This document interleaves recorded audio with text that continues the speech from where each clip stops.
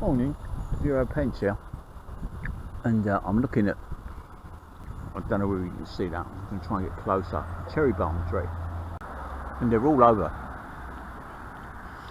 Most of these trees that you can see are fruit trees of one description or another. There are two types of cherry plums over here. There's the blonde one, which I'm going to try and get you a look at over here, because there's a lot of them down low. And as you can see, the amount of fruit that's on there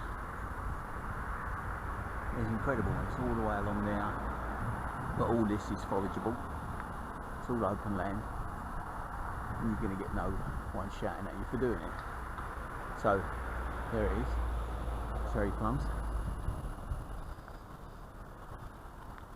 And here, every tree that you see has got fruit on it. Up there.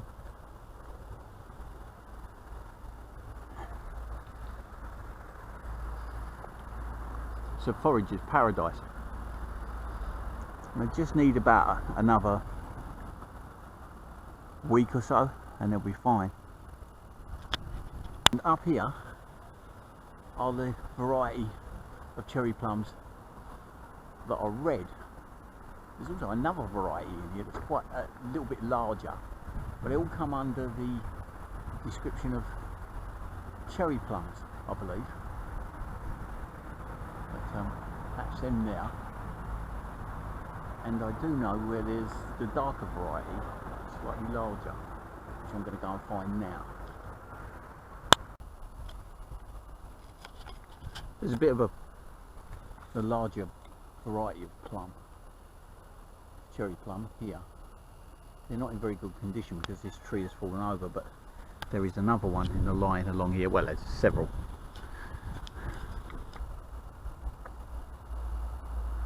And this is the larger variety that are not quite ripe yet. Normally they've all fallen off the trees by now and they're all over the floor like this. A few down here, windfalls down here, as you can see. But yeah, for foraging, this is,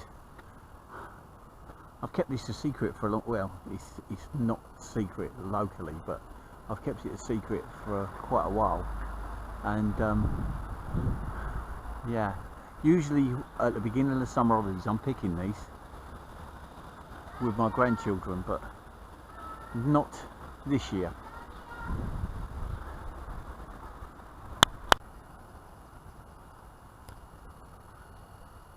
There you are. There's the cherry plum that I call it. You probably know it as another name. Further up north you go, I know the names change of these things, but they're everywhere. Absolutely. Look at this lot. So you can imagine there's a few cherry pies, cherry plum pies in the making.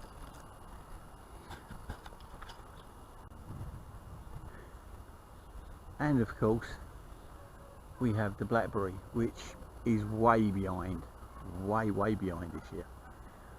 Normally they're black by now and I'm eating them, but not this year. Again, I don't know what it's like up other parts of the country, whether your seasons are out of whack like ours are, but yeah, definitely out of whack. And this tree is usually well in berry this time of year, and this is the elderberry. If you make your own wine, this is a paradise for you. Now I'm about to go to another place which I frequent for apples and see how they're getting on at the moment. So bear with me.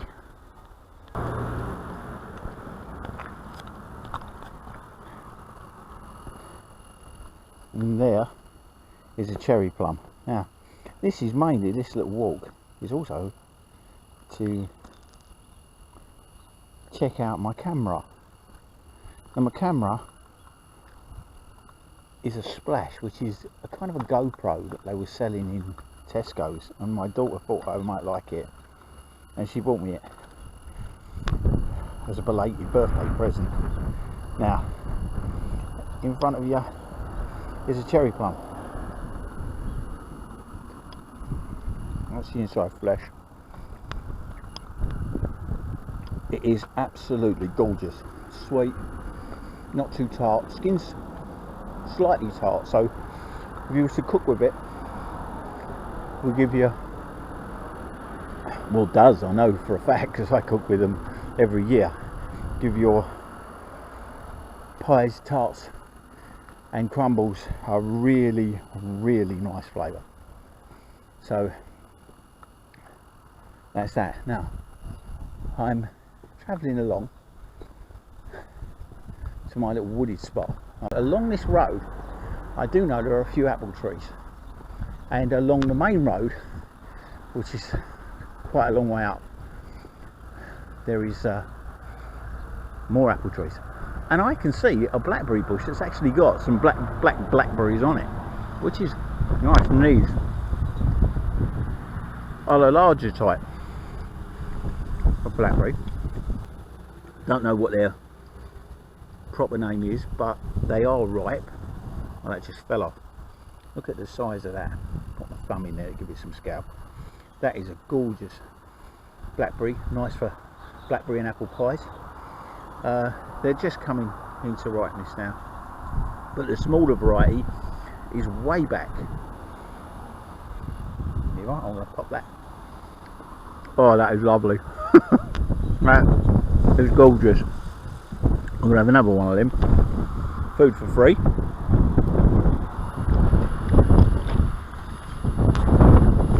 Hope the wind ain't bashing this too much.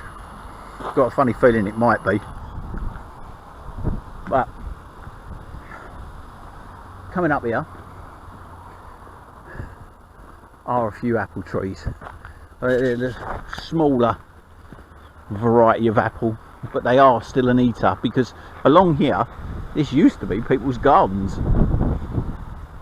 This was part of the Plotlands network from Langdon Hills that bled out down here. Now here you are.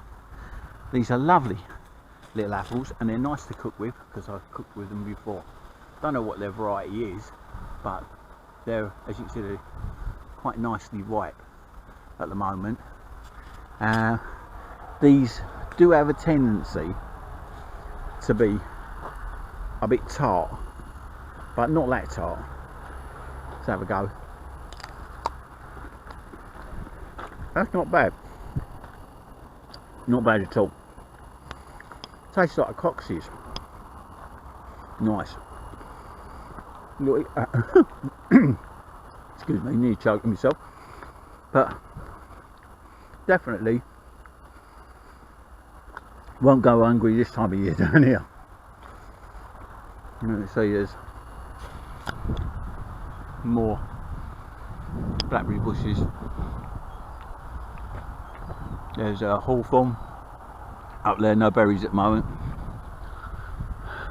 There's some, looks like, oh, do you know what? I'm not sure what that quite is. The things you find when you go looking around here is a paradise for fruit trees and nut trees. Now I know I'm particularly fortunate about having all this forageable stuff at this time of the year, but there are other places that are great for mushrooms and things like that. But in Norsey Woods, usually round about the end of this month, so it might be a bit later, I don't know, you can go there, and their resident mycologist will show you what you can pick and what you can't pick. It's very interesting. It only costs a few pence to actually take one of these things, and you've got to know what you're doing, and I'm not going to go into the whys and wherefores of that one. But foraging, it's one of my favourite things to do. I watch people on the TV and that, but the best thing to do is stick to the stable safe ones, like the cherry plums that I've just showed you, which make great pies.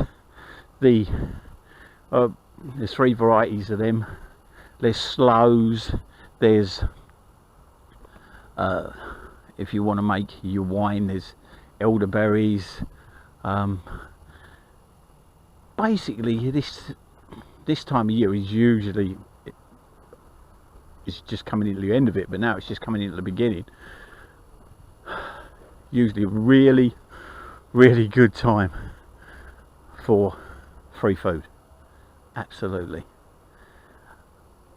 And if you've got a sweet tooth, the pies will come thick and fast.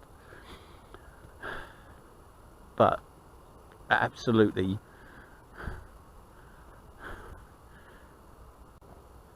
no way go out and forage for mushrooms without knowing what you're doing, and a book just to remind you if you've taken a course. But that's my opinion. Other people say, it's just mushrooms. You get the wrong one and it ain't just mushrooms anymore. It's not funny. It's extremely toxic. Even licking it can send you off to La La Land. One lick. So you don't really want to mess about with them and think, if it tastes horrible, I don't do that either. Maybe I'm a bit of an old woman, but yeah, mushrooms are not to be messed about with, but they are so tasty.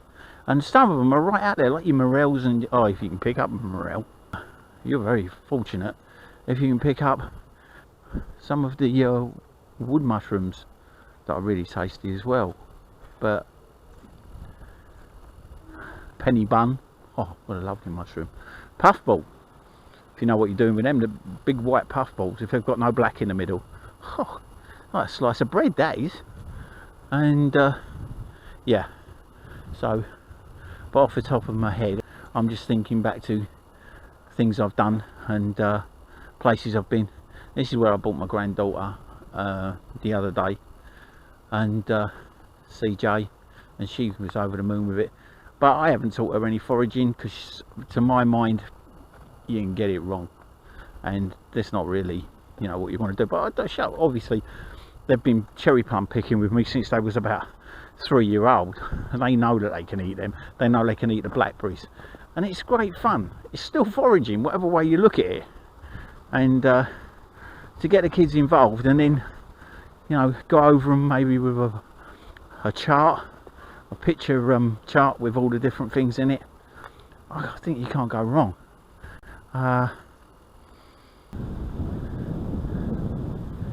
This is a nice place.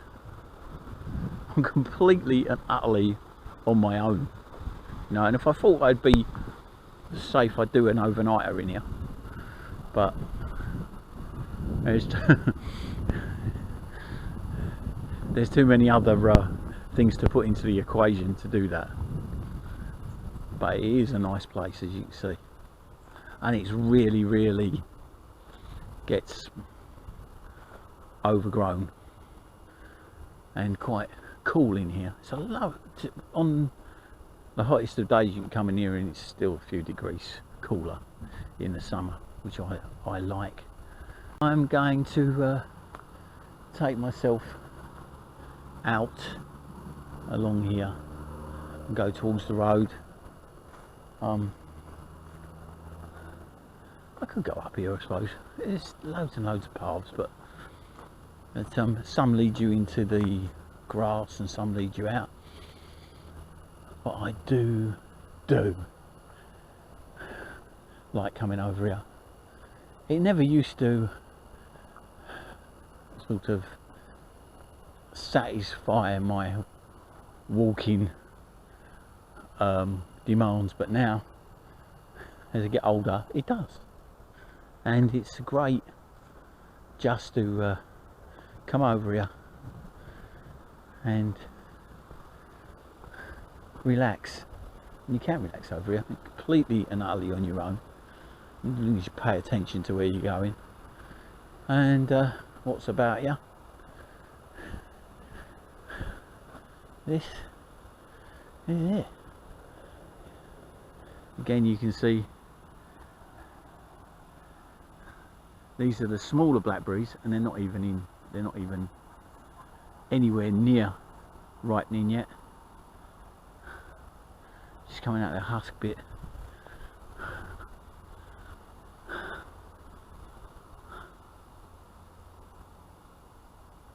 There is another one of those nut trees up there.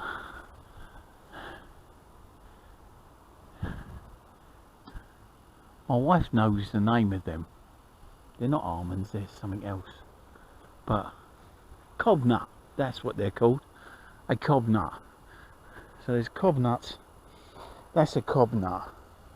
There. That's what I was trying to think of. Not an almond, cob nut. There are almond trees not far from here, actually. By an old factory. Defunct one. But there is food everywhere. And on MTFU last night they were talking about foraging, all but briefly, and I tried to leave a message, but I had a hell of a trouble getting on there with the reception and all sorts with my tablet. Just wouldn't have it. But here you can see we're back on the road again, and this is the long road, or short road, going back to my house. I love this place, and the more and more I just take little bimbles around it, I don't know, as I got older, the more I appreciate it. I've just taken it for granted, you know, just going over the fields and picking cherry plums and picking blackberries and things like that. Look, you don't think about it really, but I'm quite fortunate. I think you'll agree with me after seeing this video. I am. Anyway, I'll stop waffling now. 0 pence. Thanks for watching. Like, share, subscribe. I'll be very grateful. And hope you liked it. Catch you later.